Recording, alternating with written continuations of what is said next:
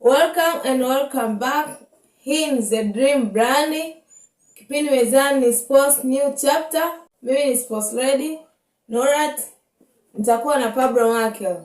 Pablo Markel, unazungumzaje Morocco baada ya kumuondosha Netherlands mashindanoni? Binafsi mimi nina mengi ya kuwaeleza football lovers. Sidhani kama muda unaweza ukatosha. Labda nijaribu tu kwa kuwaeleza football lovers kwa uchache sana, kwa dakika chache sana.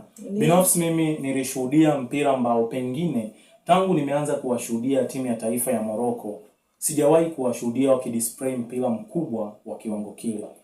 Walionyesha mpira wa hadhi ya World Cup, wa hadhi ya nusu finali na sio 32 bora.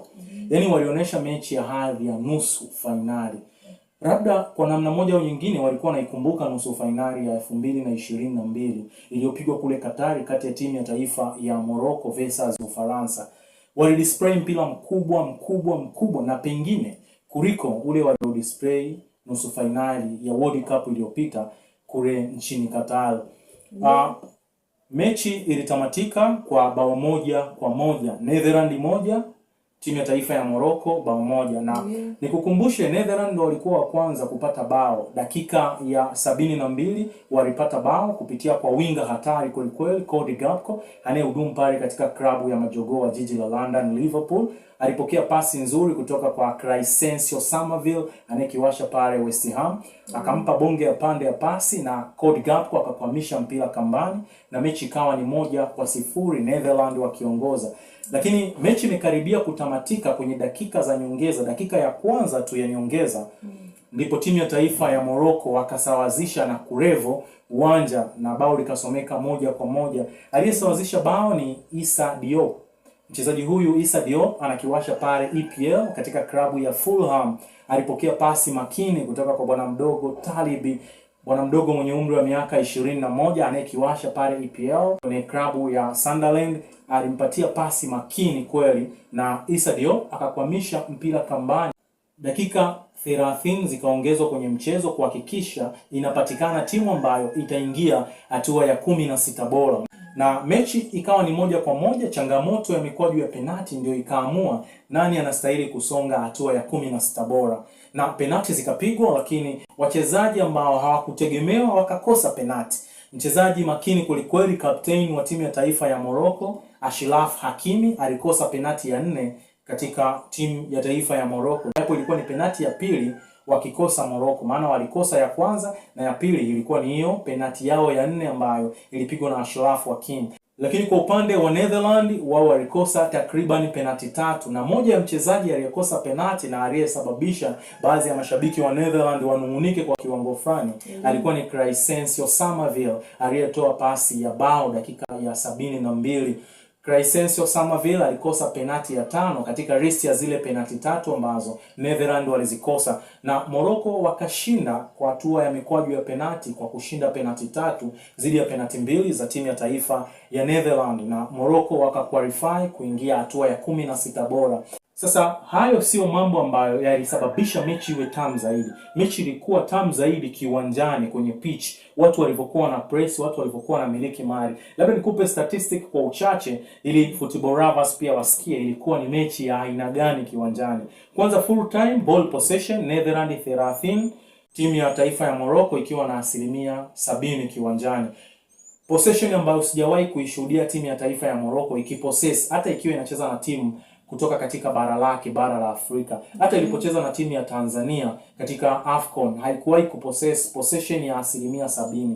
Wage na possess chini ya hapo, lakini mbele ya taifa kubwa kweli kisoka ulimwenguni Netherlands ikapossess 70%. Wonderful performance.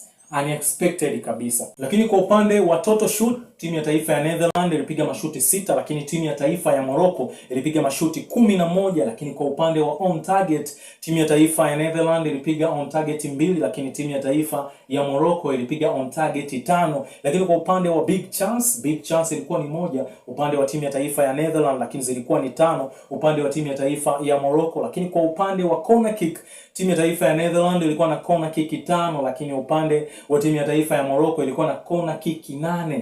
Hivyo ndivyo ambavyo takwimu zilivyokuwa full time, yani Morocco alidominate mchezo 100%, yani unexpected performance sijawahi kuishuhudia kutoka katika timu ya taifa ya Morocco. Sasa habari mbaya ni kwamba timu ya taifa ya Morocco full time ilipiga pasi 878 na pasi 800 kamili zilizokuwa pasi sahihi kiwanjani. Hivyo ikasababisha timu ya taifa ya Morocco iwe na ufanisi wa 91% ya pasi sahihi kiwanjani. Lakini kwa upande wa timu ya taifa ya Netherlands ilipiga pasi chache zaidi kiwanjani, pasi 373 na pasi 293 ndio zikiwa pasi sahihi kiwanjani, na hiyo ikasababisha ufanisi wa pasi sahihi kiwanjani ufikie 79%. Lakini shida ilikuja kuongezeka zaidi upande wa timu ya taifa ya Netherlands kwenye extra time. Kuna muda ambaye kufuatilia game anaweza kuhisi kwamba Netherlands walipata red card kwa sababu kuna mateso makubwa ambayo waliyapata hasa extra time. Hadi unajiuliza kwamba timu ya taifa ya Netherlands ilitaka waende kwenye hatua ya mikwaju ya penalti au ilikuwaje?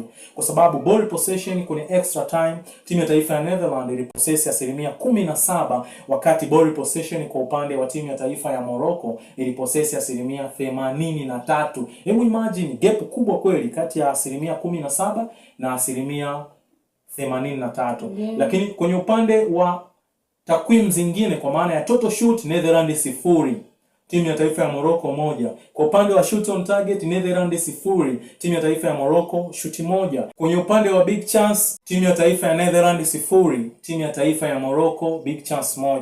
Kwenye upande wa corner kick hivyo timu ya taifa ya Netherlands 0, timu ya taifa ya Morocco kona 1. Lakini ukienda kwenye pasi ambazo zilipigwa extra time, timu ya taifa ya Netherlands ilipiga pasi chache zaidi katika extra time, kwa maana ya dakika 30 zile za nyongeza. Timu ya taifa ya Netherlands ilipiga pasi 58 na pasi 41 ndizo zilizokuwa pasi sahihi kiwanjani, na hivyo ikafikisha ufanisi wa pasi sahihi kiwanjani extra time 71%. Lakini timu ya taifa ya Morocco ilipiga pasi 281 wakati pasi 263 zikiwa ni pasi sahihi kiwanjani, na hivyo kufikisha ufanisi wa pasi sahihi kiwanjani extra time sawa na 94% kamili.